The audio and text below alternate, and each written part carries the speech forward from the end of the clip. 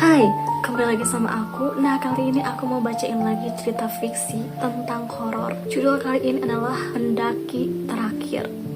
Siapa nih di sini yang suka ngedaki juga? Selamat mendengarkan. Gunung Bayangan terletak jauh di perbatasan Kalimantan dan Malaysia.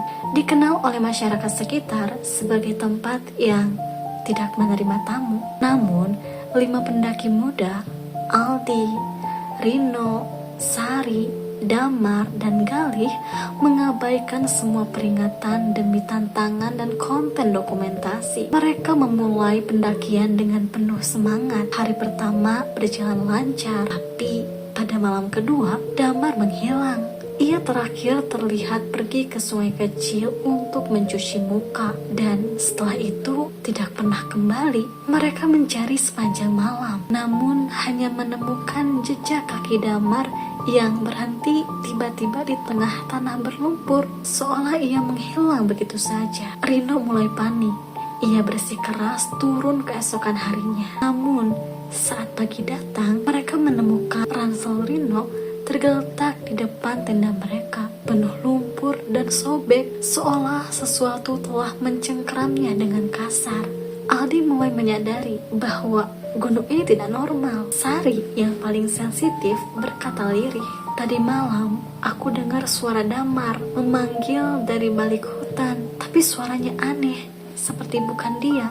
Malam ketiga, Galih menghilang, dan malam keempat hanya Aldi yang tersisa sendirian. Ia mendengar suara-suara bisikan, tawa lirih, langkah kaki yang tak pernah menunjukkan siapa pemiliknya. Di puncak keputusasaan, ia membuka catatan perjalanannya. Di halaman terakhir yang belum pernah ia tulis, muncul tulisan asing yang entah siapa menuliskannya. Yang datang 5, yang pulang 1, itu pun jika diizinkan. Dengan nafas tersenggal, Aldi memutuskan untuk turun. Tapi jalur pendakian telah berubah. Pohon-pohon seolah bergeser sendiri. Kompasnya hanya berputar, tak menentu arah. Namun, ia mendengar suara dirinya sendiri dari arah hutan.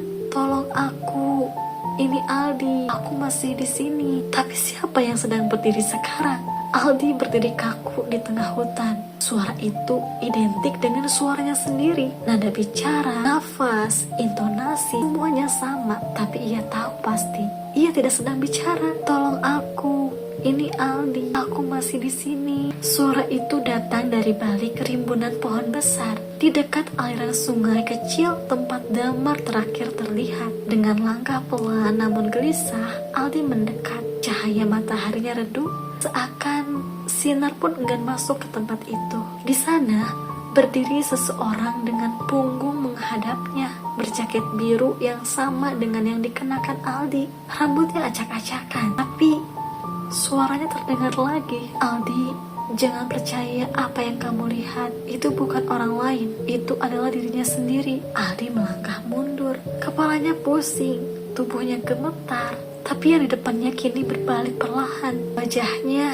adalah wajah Aldi, tapi lebih pucat. Matanya kosong seperti tak punya jiwa. "Kamu sudah terlalu lama di sini. Mereka hanya butuh 1 untuk menggantikan. Sisanya jadi bayangan." Tiba-tiba tanah di sekitar mereka mulai retak, dan dari balik tanah basah itu tangan-tangan berlumpur muncul, mencoba meraih kakinya. Aldi berlari sekuat tenaga, menabrak pepohonan, ranting mencakar wajahnya, tapi ia terus berlari. Ia akhirnya sampai ke tebing tempat mereka sempat berkemah hari pertama. Tapi di sana, tenda-tenda mereka utuh kembali, lengkap.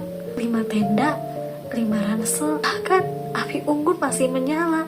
Dan di sekelilingnya, Rino, Galih, Damar, dan Sari sedang duduk melingkar. Mereka menoleh ke arah Aldi dan tersenyum. "Tenang, terlalu tenang. Kamu berhasil kembali," kata Sari datar. "Sekarang kamu bisa tinggal selamanya." Aldi menjerit dan memejamkan mata, berharap semuanya hanya mimpi. Tapi saat membuka mata, ia sudah duduk bersama mereka di lingkaran itu. Mulutnya bergerak sendiri. Ia berbicara, tapi bukan dia yang mengendalikan. Ia telah menjadi satu dari mereka. Beberapa minggu kemudian, tim SAR menemukan catatan dari seorang pendaki bernama Aldi, terselip di balik batu. Catatan terakhirnya, jika kau membaca ini, jangan naik ke Gunung Bayangan. Mereka tak butuh banyak, hanya satu yang bisa keluar, dan itu bukan aku. 2 bulan setelah hilangnya 5 pendaki di Gunung Bayangan, seorang pecinta alam bernama Nina Ardana yang juga mahasiswa artopologi dan adik kandung Galih memutuskan untuk menyelidiki sendiri apa yang sebenarnya terjadi. Ia tak percaya berita resmi hilang karena tersesat. Galih bukan orang yang mudah panik di hutan. Dan catatan terakhir dari Aldi yang viral di forum pendaki online terlalu aneh untuk diabaikan. Dengan berbekal peta kuno hutan dan rekaman audio dari Aldi yang ditemukan di HP yang rusak sebagian, Nina mendaki sendirian.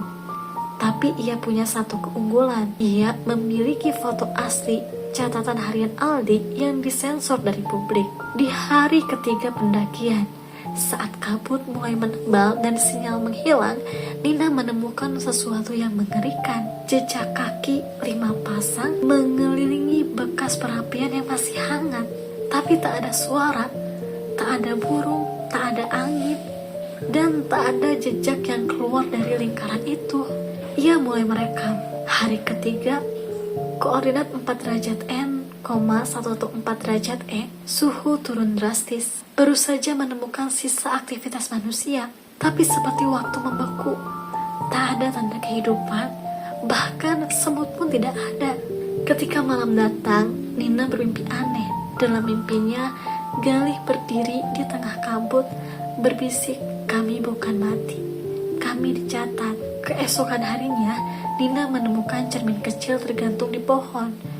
Bukan barang biasa, itu adalah cermin kecil milik ibunya yang selalu dibawa Galih sebagai jimat. Tapi di baliknya tertulis sesuatu dengan darah kering. "Jangan melihat ke belakang." Ia langsung membalikkan badan dan menyesal. Bayangan 5 sosok berdiri sejajar menghadapnya, tapi tanpa wajah. Mereka perlahan mengangkat tangan, menunjuk langsung ke arah Nina, dan menghilang dalam sekejap. Jantung Nina berdebar. Ia sadar tempat ini tidak hanya menyimpan roh mereka, tetapi menciptakan tiruan dari siapapun yang masuk. Di malam terakhirnya, ia mengaktifkan kamera thermal, dan di balik hutan gelap, ia melihat sosok dirinya sendiri berjalan pelan mengikuti jalurnya, tapi dengan suhu tubuh di bawah 0. Satu-satunya catatan yang ditemukan tim SAR seminggu kemudian adalah file suara berdurasi 21 detik di ponsel Nina. Kita bukan hilang, kita diarsipkan, dan suatu saat kau akan mendaki juga. Wow, itu tadi cerita singkat tentang pendakian terakhir, dimana orang-orang tersebut tuh kayak lenyap gitu aja dan masuk ke dunia berbeda gitu. Menurut kalian gimana nih cerita ini? Sampai ketemu di cerita selanjutnya.